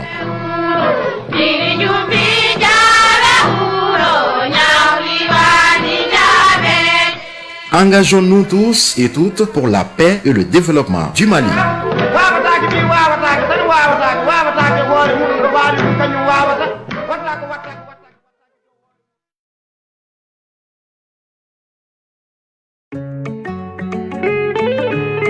La jeunesse, vous avez un rôle de veille sur la nation malienne. Vous devez servir de sentinelle. Et c'est à partir de maintenant que vous devez nous le servir. De préserver notre nation, de faire des sacrifices que nous n'allons pas bénéficier après les avantages que d'autres personnes vont bénéficier, c'est normal. Vous devez accepter certaines choses et vous devez refuser certaines choses. C'est de ça qu'il s'agit.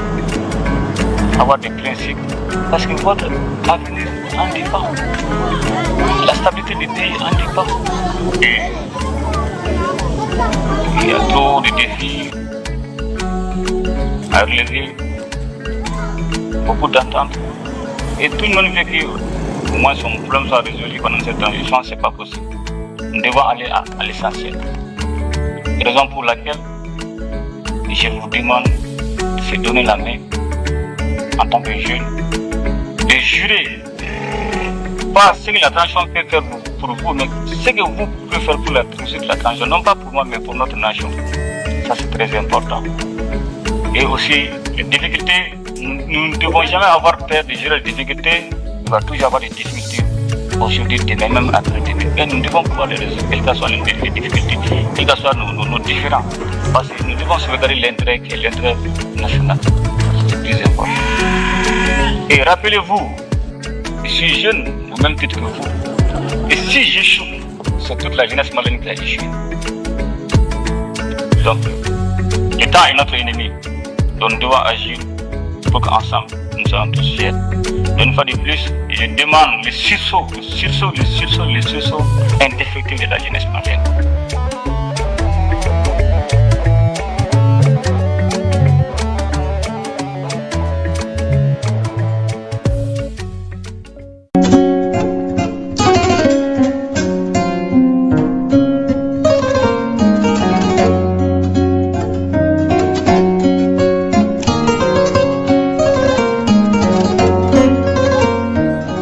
La Constitution du 22 juillet 2023 nous interpelle tous dans son article 25 qui dispose « La protection de l'environnement et la promotion de la qualité de la vie sont un devoir pour tout citoyen et pour l'État ». Ainsi, pour l'amélioration du cadre de vie des populations, le ministère de l'Environnement, de l'Assainissement et du Développement durable et ses partenaires ont élaboré un nouveau schéma de gestion des déchets de la ville de Bamako. En vue de mettre en œuvre ce schéma, nous devons comprendre ceci. L'assainissement est le socle de la santé. Engageons-nous à assainir notre environnement en évitant la prolifération des dépôts anarchiques, le déversement des ordures dans les caniveaux et collecteurs. Je produis des déchets, je dois participer à leur évacuation. La propriété de ma maison, de ma rue et de mon quartier est mon devoir, je m'engage. L'État met en place les infrastructures d'assainissement Les collectivités territoriales organisent l'évacuation des déchets à travers la voirie, les opérateurs, les GIE et les mairies. Les mairies, les opérateurs et les GIE sont engagés pour le ramassage des ordures ménagères dans les quartiers. Abonnons-nous auprès d'eux pour la propreté de notre maison, notre rue, notre quartier et notre environnement. Ma ville, je la rends propre. Mon environnement, je m'en occupe. Les mairies, les opérateurs et les GIE ont besoin de moyens financiers pour le fonctionnement et l'entretien de leurs engins. Alors, payons régulièrement nos redevances, enlèvement d'ordures. Les mairies, GIE et opérateurs, pour la satisfaction de vos abonnés, engagez-vous à rendre un service de qualité à hauteur des attentes. Comme l'eau et l'électricité, l'assainissement est un service. À cet effet, tout producteur de déchets doit se charger des frais de conditionnement et d'évacuation à la décharge finale. Ceci est un message du ministère de l'Environnement, de l'Assainissement et du Développement durable, MEADD.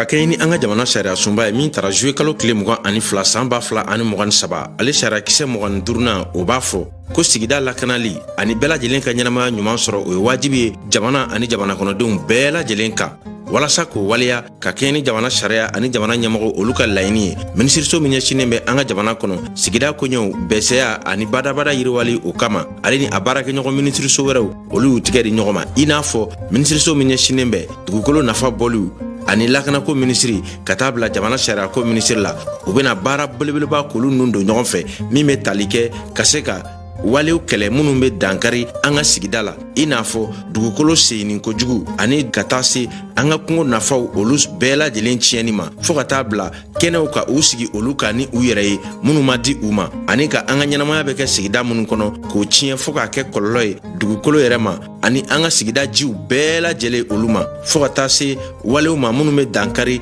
dugukolo nafaw ani kungo yɛrɛ sɔrɔw bɛɛ lajɛlen na i k'a dɔn k'a fɔ ni sanu bɔko juguya ye minnu tɛ sariya kɔnɔ ani sanubɔ mansin min n'a bɛ wele ko daragi ka o bila an ka jiw kana la fɔɔ ka taa se dugukolo nafa bɔli ni walew ye minnu tɛ sariya yɛrɛ kɔnɔ fiyewu o tuma na sa maa minnu bɛ k'a fɔ k'olu de ka baara ye nin ye jamana kɔnɔ u b'a baara kɛ ni minɛn o minɛn min ye ni tigɛ kɛra u la o minɛnw bɛ daraki u la k'a bila jamana ka bolo kan wa ni maa kofɔlen ninnu n'u ma a wale ninnu dabila ni tigɛ kɛra u la u bɛ ɲangi ka kɛɲɛ ni jamana sariya ye min bɛ sen kan i n'a fɔ sariya min ni o bɛ tali kɛ fɛn min ye an ka jamana dugukolo koɲɛw ɲɛnabɔli a n'a kungokow bɛɛ lajɛlen ka o ɲɛnabɔ ani sariya min ni o talen bɛ ka ɲɛsin fɛn min ye yiriw ani sigida kocogow bɛɛ lajɛlen olu ɲɛnabɔli ma sariya min fɛnɛ bɛ tali kɛ wale minnu ni olu bɛ an ka sigida tiɲɛ k'a sigi gɛlɛya o kɛlɛli ma ani sariya min bɛ tali kɛ dugukolo nafa o bɔli la mali kɔnɔ fɔɔ ka taa se mali yɛrɛ ɲankili sariyaba n'o ye code pénal ye o n'a boli u kan minisiriso min ɲɛsinen bɛ an ka jamana sigida koɲɛw bɛsɛya wale ani yiriwa badabada o sɔrɔli ma a ko k'a dan bɛ jamana kɔnɔdenw ka fasoden ɲumanya hakilina la yaasa ka se ka an janto an ka sigida dugukolo a n'a nafasɔrɔw daw bɛɛ lajɛlen na ka bila an kɔw ɲɛ nin ye welewelekan ye ka bɔ minisiriso min ɲɛsinen bɛ sigida koɲɛw bɛsɛya wale ani yiriwa kuntagalajan ma an ka jamana kɔnɔ olu yɔrɔ. Hey, bamanan fulakɛ i fa dɔgɔkɛ Sidiki a bɛ min wallahi bamanan a man ɲi munna ne ka kɔɔri a bɛ bɔ bi ne solila ka da mɔgɔ si a ma na o ka ɲi wa fulakɛ i hakili sigi sa ka na kɔrɔtɔ bɛɛ lajɛlen bɛ n'i dɛmɛ k'i ka kɔɔri bɔ ne ma soli ka na gwɛlɛ lajɛ wa e kɔni n'a na o o turu yɔrɔ ka ɲi bɛɛ bɛ na wa baara bi kɛ a bɛ k'i sago ye ni ala sɔnna i tɔn tɛ kana fɔ ani ce kɔni baara a ma damina ko ani ce bi ye dugu jɛ wa fulakɛ k'an wele k'i bɛna an mafiya an tɛ jɛn n'o ye dɛ fulakɛ a ma fɔ ye ko kɔɔri ti bɔ ka ngomi to foro kɔnɔ wa ne y'a faamu nka ni mɔgɔw ma na hakililande yata de ne ka hakili y'a tɛ sigi bɛɛ bɛ nin dɛmɛ sa a y'a teliya kan a y'a a ye bɔrɛw ta a k'u siri hey n baden jam seeɗa a kana bɔ haraba la de a ye na kɔɔri bɔcogo ɲuman ka fɔ a ye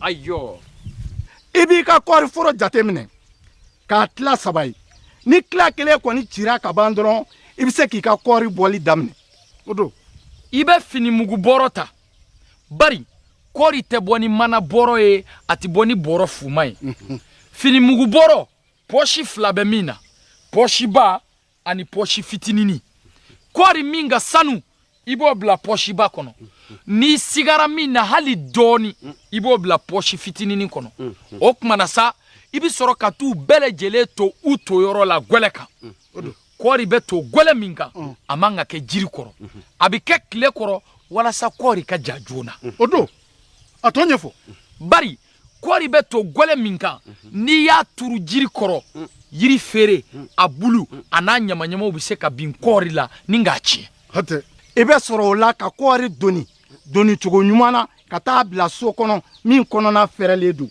n'a dugumana munnen don fiɲɛ ni yelen ka don ka bɔ kɛ kɔɔri kan ka kɔɔri to o so kɔnɔ sa tuma ni tuma i bɛ to ka don ka bɔ k'a kan ka taa yɛlɛma k'a lajɛ n'a y'a sɔrɔ la sumaya t'a la ni sumaya yɛrɛ b'a la dun kɔɔri ka kan ka labɔ ka n'a to basi sanfɛ tile ni fiɲɛ ka don a la fulakɛ i bɛ nin bɛɛ kɛ kun dɔn wa nin kɛ kun ye walasa premier choix ka ca kɔɔri la ngonga ne samburu kɔni sika t'a la sika fu wala he premier choix ni a caman ne a b'a sɔrɔ inshallah fulakɛ i denmuso kumabani kumil ale tɛ jama la o a dun sera kɔɔri bɔ ye hey bamana a hampusira seguna e nana kɔɔri de bɔ wa walla e nana ne de kumbeli de lajɛ kɔɔri bambara maɲi sabali de ay kɔɔri bɔ daminɛ an ka taa kɔɔri bɔ ay taa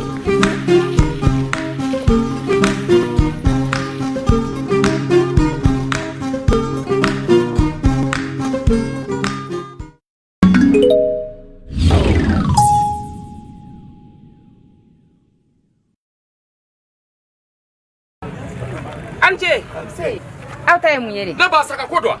Saga filɛ nin saga ko don wa? Madame, misigo don wa? Palen caman a bɛ n bolo. Fulakɛ, kɔrɔbɔrɔkɛ dun? Mayiga, a bɛ min? Hey, debbo. Sar ndeden daro imade an ara tewta neddo. Won fo hoore mum ko yaltode. Fulakɛ, e ti nin bɔ bamanankan na wa? Bɛɛ a bɛ pɛ min mɛn. O duma mun kɛra? Ne ko dugube ɲini ka wuli. Ale bɛ na ko Mayiga. Ma be kok serta yɔrɔ dɔn wa? Bɛɛ de jɔrɔlen don. Fulakɛ, ko ka jɔrɔ wa? Hey, o t'anw tulo la kuma duman ye dɛ. Hey, Garibali ni ɲɛmɔgɔ aw de don. Aw taara ɲɔgɔn ye la. O tuma aw bɛnna mun de la? An taara baga ani jɛgɛ ministre dugukolo ko ministre ani mɔgɔ n'a da bɛ don baganko ani Garibali ko la a bɛɛ tun bɛ yen. Alasa fulakɛ o to yen sa ko mun de fɔra? Bɛn kɛra a kan ko Garibali dɔw bɛ yen olu kan ka wuli anw da in b'o la. Ko ka wuli kun jumɛn na? Jamana bɛ lahalaya min kɔnɔ sisan a dogolen tɛ mɔgɔ si la o mɔgɔ jugu b'an jɛ la wa maramafɛn b'u bolo u dɔgɔyɔrɔ dɔ bɛ se ka kɛ Garabaliw kɔnɔna ye u bɛ se ka bɔ ka taa tiɲɛni kɛ ka na bari yan mɔgɔw bɛ don cogo min ka d'u ye mɔgɔw bɛ bɔ cogo min ka d'u ye wa an yɛrɛ dama tɛ ɲɔgɔn dɔn yɛrɛ o bɛ ko min na o ma nɔgɔn dɛ wa n'u ni finitigiw karila ɲɔgɔn na don o don yan mɔgɔw bɛ yan baganw bɛ yan a fɛn tununnen bɛɛ ti ye dɛ. Aw m'a ye dɛ nin ko in t'aw kelen kungo ye koyi Garabaliw caman de bɛ dugu cɛmancɛ la wa mɔgɔ juguw b'a dɔn k'a fɔ u dogo ka di Garabali ninnu de kɔnɔ bari baara kɛbaga caman de bɛ yen u bɛ se k'u yɛrɛ yɛlɛma ka k'olu sawura ye teliya la o bɛɛ bɛ ko min na o ni wuli ma kɛ k'o kunbɛn o digi bɛ kɛ mɔgɔw la dɛ.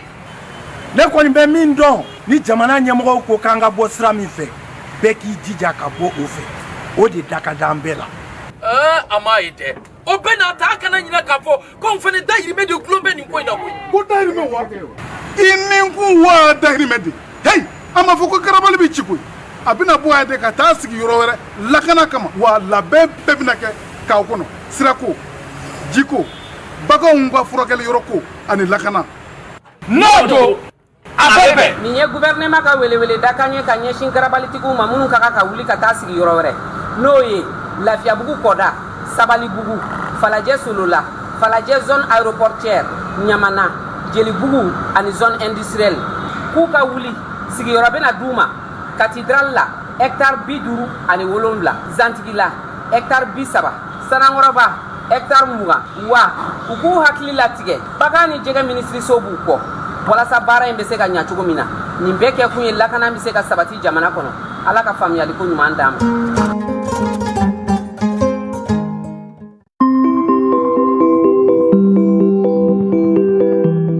BDMSA vous offre la météo.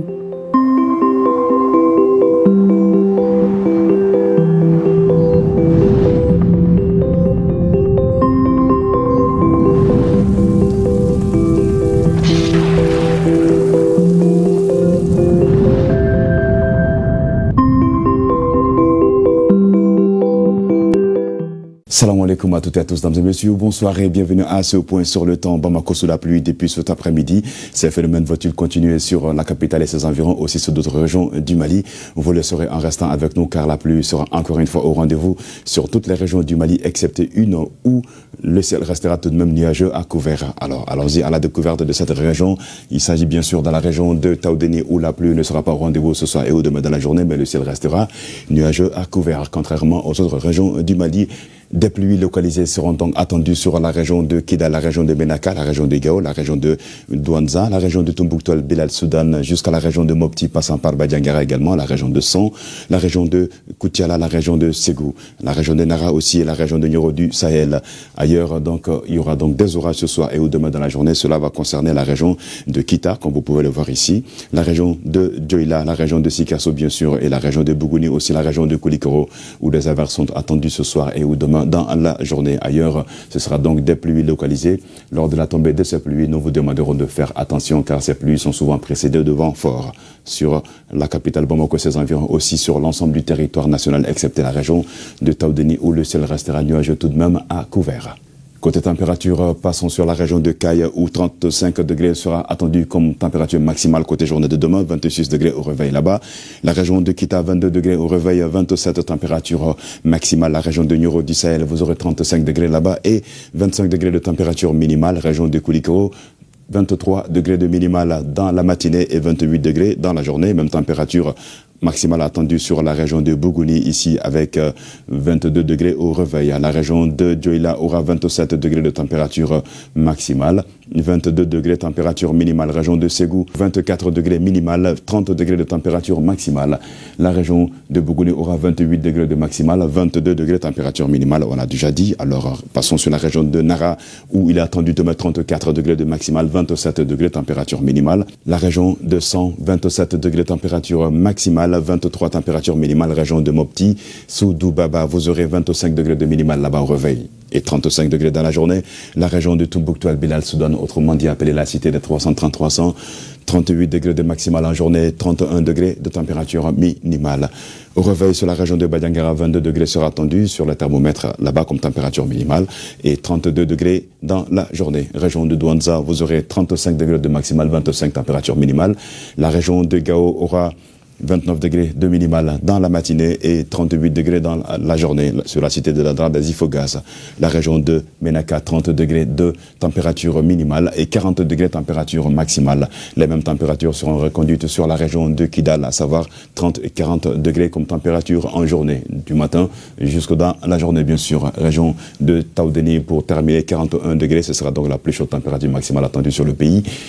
32 degrés de température minimale. Pour ce qui est de la visibilité, elle sera réduite par la poussière en suspension sur la partie septentrionale du Mali, à savoir la quasi-totalité des régions du nord du Mali, à compter de la région de Tombouctou, passant par Douanza, la région de Gao, région de Menaka, la région de Kidal, aussi la région de Taoudéni, cela de 7 à 8 km selon les prévisionnistes de Mali Météo. Tâchez donc de faire très attention lors de la diminution de cette visibilité, fortement affectée par la poussière en suspension sur les régions du nord du Mali. Douanza jusqu'à la région de Taoudéni. Alors le reste du pays, on dit que la visibilité restera bonne, mais il y a question des pluies, et qui parle de pluie, parle de vent et de poussière également. Tâchez encore une fois de rester vigilant quand vous serez en circulation, dames et messieurs, surtout lors de la tombée des pluies attendues sur l'ensemble du territoire ce soir et au demain dans la journée. Bamako et ses environs pour la journée de demain, le ciel va rester nuageux à couvert et la pluie sera encore une fois au rendez-vous. Cette pluie d'ailleurs qui se manifeste depuis cet après-midi sur la capitale Bamako et ses environs. 28 degrés nous attendra comme température maximale côté journée de demain et 22 degrés au réveil. Les vents naturellement vont rester du sud-ouest faibles à modérés. Ces vents des moussons vont continuer à souffler pour les 112 heures. Mercredi, jeudi et vendredi sous toujours de la pluie et un ciel toujours nuageux à couvert. 30 degrés et 26 degrés seront les températures attendues courant les 112 heures, à savoir la température maximale vont être comprises entre 26 degrés et 30 degrés dans la journée du jeudi et du vendredi. Côté minimal, on aura 21 degrés dans la matinée du mercredi, 23 degrés dans la matinée du jeudi et 24 degrés dans la matinée du vendredi. Le soleil se lèvera sur Bamako environ à 6h21 et se coucher sur la ville de Kati à 18h17. C'est tout pour ce bulletin météo, dames et messieurs. Merci à vous de l'avoir suivi. Très bonne suite sur la passion du service public. Et Inch'Allah, demain, on se retrouvera ici pour d'autres nouvelles du temps. D'ici là, portez-vous bien et prenez soin de vous et de vos proches, car chaque jour est une chance d'être avec eux. À très vite.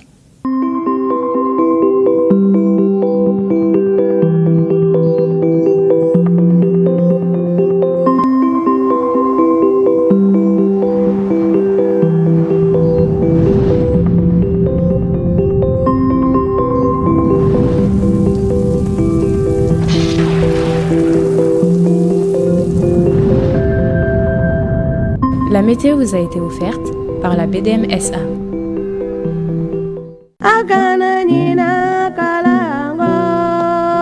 Asira awo kalanta sira wartan wila deli ko fetsuguni kemo ka biduru bin ka bo aka publicité songo kan aka kalanso kama amune kalanso fitin tigilamawi chamancheta ani sanfe kalaso yi amune école den somo yi aye wili ka bibi akona no ka publicité wi ORT